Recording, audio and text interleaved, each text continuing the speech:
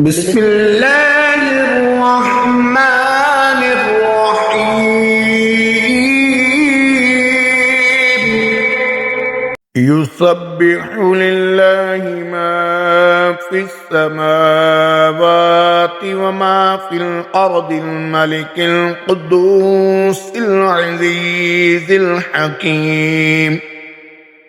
هو الذي بعث في الأميين رسولا منهم يتلو عليهم آياته ويزكيهم ويعلمهم الكتاب والحكمة وإن كانوا من قبل لفي ضلال مبين. وآخرين منهم لما يلحقوا بهم وهو العزيز الحكيم. ذلك فضل الله يؤتيه من يشاء والله ذو الفضل العظيم. مثل الذين حملوا التوراة ثم لم يحملوها كمثل الحمار يحمل أسفارا بئس مثل القوم الذين كذبوا بآيات الله والله لا يهدي القوم الظالمين.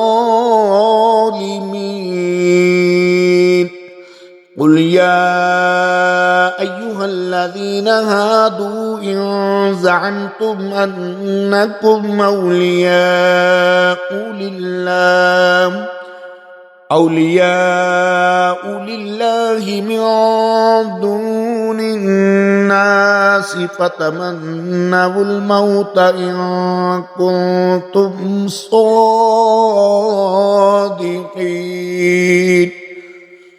ولا يتمنونه أبدا بما قدمت أيديهم والله عليم بالظالمين. قل إن الموت الذي تفرون منه فإنه ملاقيكم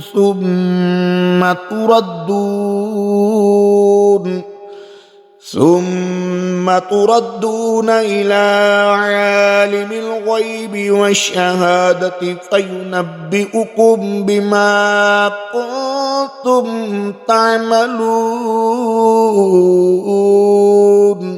يا أيها الذين آمنوا إذا نودي للصلاة من يوم الجمعة فاسعوا إلى ذكر الله وذروا البيع ذلكم خير لكم إن كنتم تعلمون. فإذا قضيت الصلاة فانتشروا في الأرض وابتغوا من فضل الله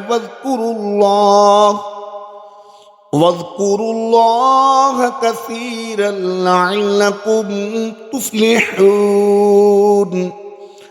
وإذا رأوا تجارة أو لهوا انفضوا إليها وتركوك قائما.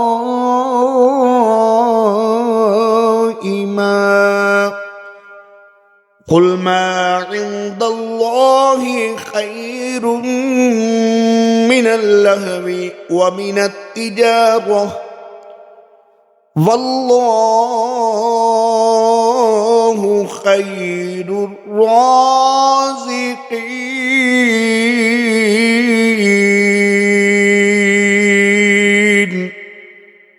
صدق الله